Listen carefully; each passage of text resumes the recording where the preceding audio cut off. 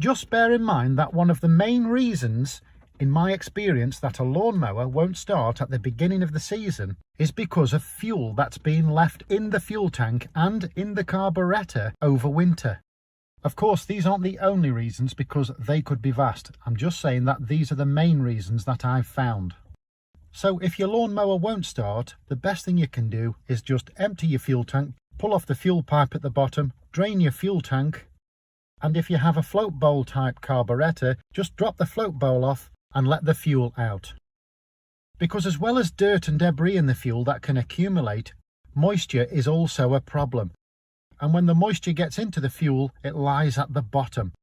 And if there's enough in the fuel tank or the carburetor, then obviously when you go and try and start the lawnmower, it's likely to suck some of that water into the engine.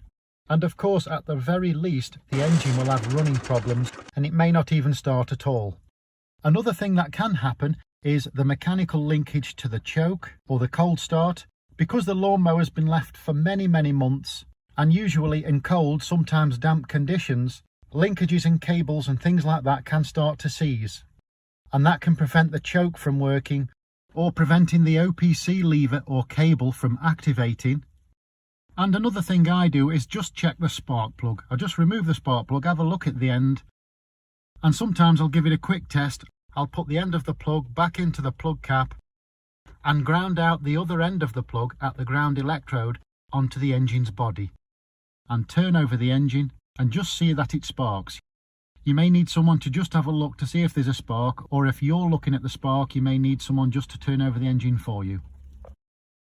As I've said, these are some of the most common reasons that I've found why a lawnmower won't start at the beginning of a season.